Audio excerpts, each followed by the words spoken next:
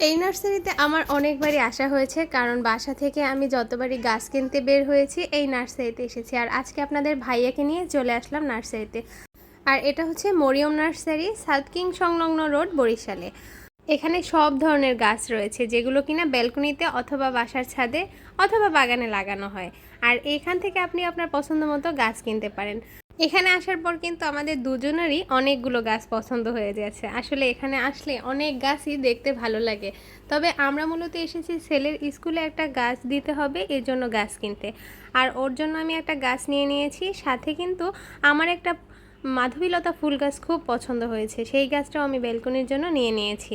আর দেখুন, এই যে আপনাদের ভাই আবার ঘুরে ঘুরে দেখছিল আর বলছিল যে এত গাছ দেখতে খুবই ভালো লাগে। সে আবার সচরাচর নার্সারিতে আসে না, আমি মাঝে মাঝে এখান থেকে গাছ নিয়ে যাই। আর আমার তো বরাবরই গাছ কিনতে খুব ভালো লাগে। আপনাদের ভাইয়াও কিন্তু গাছ খুবই পছন্দ করে। আর এই যে দেখুন, এখানে কিন্তু অনেক ধরনের গাছ রয়েছে, আপনি যে কোনো ধরনের গাছ চাইলেই এখান থেকে সংগ্রহ করতে পারবেন। আমি তো আর সব গাছের নাম জানি না, তাই আপনাদের কাছে বলতেও পারছি না। তবে আপনারা যে কোনো ধরনের গাছই এখানে পেয়ে যাবেন, বিশেষ করে বিভিন্ন রকমের জবা, বেলি, গোলাপ, তারপরে রয়েছে নীলকণ্ঠ, মাধবীলতা, কাঠগোলাপ, সব ধরনের ফুল গাছই এখানে রয়েছে।